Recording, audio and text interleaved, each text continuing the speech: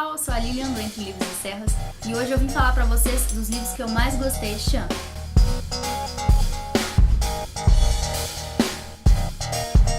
Eu queria fazer uma lista, assim, um top 10 dos livros que eu mais gostei esse ano, mas foi impossível fazer isso.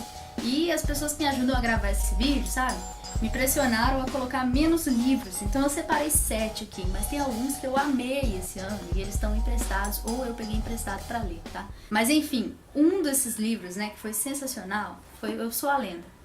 Tem um filme do Eu Sou a Lenda que é estrelado pelo Will Smith, muito famoso, né, a maioria das pessoas já assistiu, filme muito bom, mas ele não tem nada a ver com o livro é bem diferente.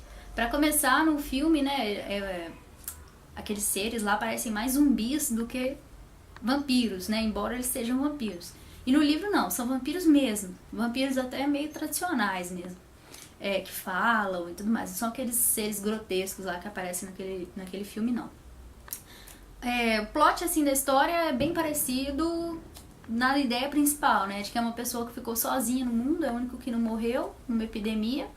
E tá arrumando meios de sobreviver. E ele encontra também outra pessoa viva, vocês precisam ler aí pra saber, e passa por vários apuros. O cachorro também faz parte da história, aquele mesmo cachorro que tá no filme, só que nesse livro o cachorro aparece de uma forma muito surpreendente, ele sai da história também de uma forma extremamente surpreendente. Queria muito poder contar, mas ia ser spoiler, e eu não posso fazer isso, porque leiam esse livro é muito bom. Ele foi publicado no Brasil pela Aleph, numa edição maravilhosa, capa dura, ilustrada, tem algumas ilustrações dentro dela. Bem interessante, fiz várias marcações nesse livro porque é um livro muito bom, vale a pena. Outro livro que eu adorei esse ano foi o Android. Esse livro é de um cara de Belo Horizonte, ele lançou o livro aqui. E ele conta a história meio que de um apocalipse na Terra. Os humanos criaram, a história já começa numa idade mais futura, em que os humanos eles vivem dependendo dos robôs. Os robôs fazem parte da casa, da família, das empresas. Existem robôs androides, né, por todo lado, trabalhando em função da humanidade. E aí esses robôs se rebelam, atacam os humanos e a humanidade é completamente extinta. Só que essa era uma época em que as construções já eram feitas de uma forma mais resistente. Então, assim, as construções conseguiam durar, a construção de uma cidade, por exemplo, ela tinha um tipo de liga, né, de ferro, que poderia durar milhares de anos, então as construções elas não se desgastavam. E aí o que acontece? A história começa em um determinado ano, a continuação se passa 1000 anos depois. O primeiro capítulo é como se fosse 2020, o próximo capítulo é 1000 anos depois. E aí 1000 anos depois só existem os robôs que sobraram na Terra. E eles têm uma sociedade, vivem lá em sociedade, mas eles vivem também em uma distopia. Eles vivem em um mundo em que alguns robôs são governados por outros robôs que são uma espécie de ditadores.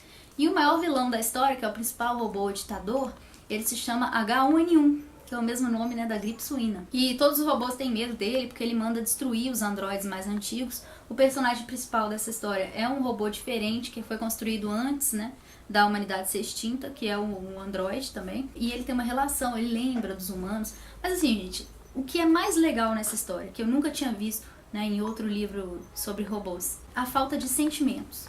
Os robôs absolutamente não têm sentimentos. Não existe aquilo de tipo, o robô se apaixonou pelo humano, ou o robô está com dó do humano, ou o robô se afeiçoou ao humano. Não existe isso. Os robôs simplesmente não têm sentimentos, inclusive tédio. Porque como não tem mais nada pra fazer, esse androide fica simplesmente sentado olhando pra parede. Não faz mais nada. Eventualmente ele levanta, tenta salvar um bicho que tá machucado na rua e tal, volta pra dentro da casa, senta e fica olhando pra parede. E ele não sente tédio.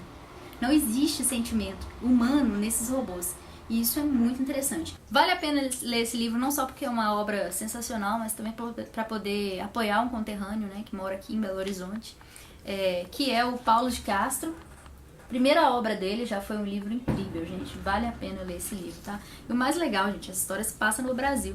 Isso é muito bom. Não a história toda, né? Alguns trechos passam em outros países, principalmente Estados Unidos. Mas tem robô japonês. O próximo livro é O Guerra do Velho, que é um livro que eu troquei com o Dots. Eu tava com alguns créditos pra vencer, aí eu troquei nesse livro. que foi, assim, um dos livros responsáveis por eu voltar a gostar de ficção científica. No ano passado eu li o Eu, Robô, do Isaac Asimov. Eu não gostei do livro. Fiquei meio pensando assim que eu não gostava muito de ficção científica e tal, mas aí eu li esse livro esse ano e eu gostei tanto, tanto, que eu acabei lendo um outro livro que é, assim, mais ou menos na mesma temática, né? Que foi O Perdido em Marte, que foi a última leitura do ano. Que também foi sensacional, incrível. E que me levou a comprar um terceiro livro, que é o Tropas Estelares, que vai ser a primeira leitura do ano que vem. Né? Depois fala sobre ele. O Guerra do Velho, ele conta a história também, né, de uma terra futura, em que as pessoas vão pro exército quando elas completam 75 anos. Aí é um exército interestelar. Essa já é uma época em que os cientistas já alcançaram a viagem interestelar, né? Sair de uma galáxia e parar em outra, viagens que mexem com a relatividade do tempo. E as pessoas, quando fazem 75 anos, então vão para o espaço e passam por um processo de transformação e de rejuvenescimento do corpo. Só que a partir disso, elas não podem mais voltar para a Terra. Só podem viver lá no espaço. E aí, quando elas completarem, agora eu não lembro se são 3 ou se são 5 anos de serviço no exército, elas podem sair e elas vão morar numa colônia espacial lá, né? Que é tipo uma espécie de fazendas que existem em outros planetas. Nesse contexto aqui, existem vários planetas habitados no universo. E alguns são habitados, claro, né? Todos são habitados por seres totalmente diferentes uns dos outros. Aqui, logo na capa mesmo, dá pra ver um dos tipos, né, de seres aí em alguns planetas, que são um dos principais, assim, seres destrutivos do universo, que mais destroem, e eles são meio sanguinários e tal. Mas existem seres de todo tipo. Por exemplo, existe um planeta lá que ele é povoado por seres que são do tamanho de mosquitos.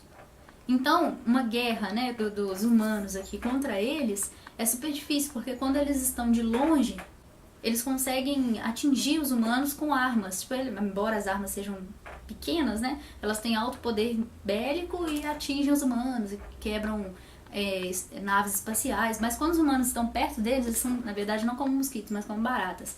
Os humanos pisam neles. Então, tipo, tem uma colônia lá desses caras. Quando os humanos conseguem chegar neles, né? Passar esse tiroteio e tal e chegar neles, basta matar eles pisando neles, como insetos.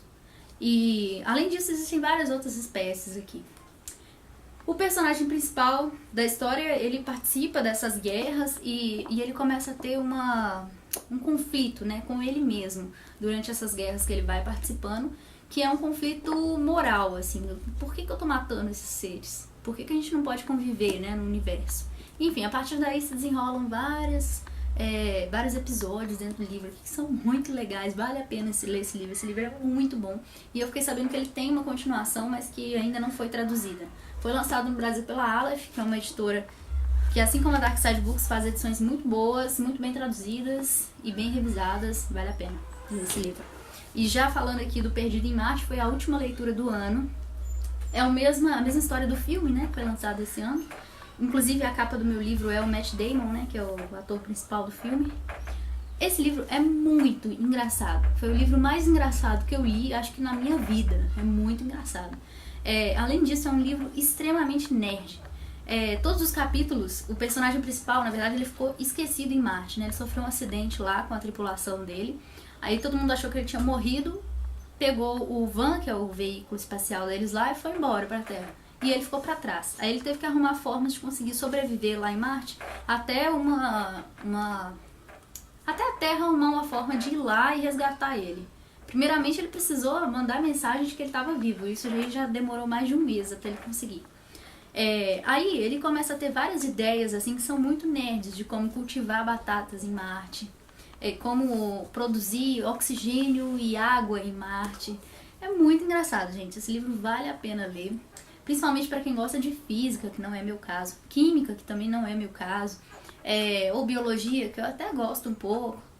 Vale muito a pena. Tem alguns capítulos aqui, inclusive, que eles remetem muito à geografia, né? Falando como que se formam as cadeias de montanha em Marte, né? Quando ele tem que atravessar essas cadeias, e é bem interessante. Vale a pena. Bom, um livro aqui que foi uma grande surpresa pra mim foi esse daqui, que é um livro da Dark Side Books também, que é o Circo Mecânico Tressor. Comprei esse livro porque eu achei ele bonito, sinceramente. Mas, gente, esse livro é muito legal. Ele tem uma história mais psicodélica, assim. Se passa num futuro da Terra também, que a Terra passou por um apocalipse. E as pessoas, elas, algumas, né, a maioria lá, pra sobreviver, elas têm partes mecânicas no corpo. E aí a história segue uma trupe de circo, em que todos os componentes, né, desse circo aí, eles têm algum tipo de modificação no corpo, que envolve algum maquinário que foi colocado no lugar de alguma peça do corpo delas. E também é uma distopia, então existe um ditador que persegue esse circo porque ele quer pegar essa tecnologia deles de transformar uma parte do corpo para usar na guerra. Foi muito surpreendente esse livro, ele é muito legal, só que é um livro totalmente viagem psicodélica. Tem que gostar desse tipo de narrativa, né, pra poder gostar desse livro, mas eu gostei demais e eu acho que vale a pena. Tubarão foi um dos melhores livros do ano, mas eu nem vou falar dele porque já tem vídeo aqui no canal e eu vou deixar o link aqui embaixo. E por fim, Jurassic Park. Que livro legal! Muito bom esse livro, gente. Uma edição muito legal da Aleph também, né? Ela tem as laterais vermelhas, remetendo aí ao Tiranossauro Rex, que come todo mundo e tal. Na capa aqui tem o Tiranossauro, né? Aqui atrás, o restante dele. É basicamente a história do primeiro filme. Só que assim, o filme, ele é um filme muito adaptado pra família, né? Pra se assistir em família e tal. E o livro não, o livro ele é mais sanguinário mesmo, ele foca mais nos dinossauros serem maus e tal. E uma coisa diferente também do livro pro filme é que aquela menina que faz parte do filme, eu não tô lembrando agora, né? Que era um cientista mais velhinho que tinha 2 netos, um menino e uma menina. A menina no filme, ela tem uma função, né? Ela participa mais das correrias, dos dinossauros e tal. Agora a menina nesse livro aqui, ela é um porre, um saco. É só uma menina birrenta. Mas assim, a história é aquilo lá, né? Eles entram no parque. Esse cientista antigo, né? Cientista não, na verdade ele era um colecionador, um visionário. Ele resolve construir um parque, contrata um monte de cientistas, só que o parque começa a ter alguns acidentes. Então ele vai e chama um cientista lá famoso, importante da época, para poder ir no parque para testar se o parque vai poder funcionar ou não. Só que esse parque é escondido do mundo, então o cientista vai para lá sem saber, vai ele e a assistente dele. E aí quando chega lá, um dos funcionários do parque sabota o parque, dá um blackout no parque porque ele tá querendo roubar uns ovos, e aí, meu filho, o tiranossauro foge da gaiola lá dele, outros dinossauros como os velociraptors fogem também, e vira um pandemônio. Além disso, várias coisas que eles não esperavam acontecem, como por exemplo, o velociraptor consegue se reproduzir, e não era para isso acontecer. E além disso, ele consegue distrair câmeras, ele é mais inteligente, né, do que os outros dinossauros e consegue se esconder no lugar e... Enfim, ninguém sabe que o bicho estava se reproduzindo lá. E esse livro é muito interessante porque assim, ele tem várias partes que evocam muito coisas científicas. E um pensamento da época que ele foi escrito de que assim, que nosso envolvimento com genética pode causar um grande desastre mundial. Não só com genética, mas com biotecnologia também. Às vezes a gente vai além do que, né, seria moralmente aceito. Enfim, vale muito a pena ler esse livro. No ano que vem eu pretendo ler O Mundo Perdido, que é a continuação do Jurassic Park. Bom, esse vídeo já tá ficando muito longo, então não dá tempo de eu falar de outros livros que eu gostei, mas eu gostei de muitos outros livros esse ano. Vou falar só 3 aqui, vou falar só o nome desses 3 livros que também valem muito a pena serem lidos, que é O Morro dos Ventos Vivantes, foi uma leitura sensacional. O Menino no Pijama Listrado, gente, leiam esse livro. E o Holocausto Brasileiro, que é um livro que traz uma polêmica, né, do Brasil relacionada com os manicômios. Mas esse livro tem vídeo aqui também no canal, vou deixar o link aqui embaixo também pra vocês assistirem. Leiam esses livros e me falem o que vocês acharam deles. Curtam o vídeo, inscrevam-se no canal. Até mais!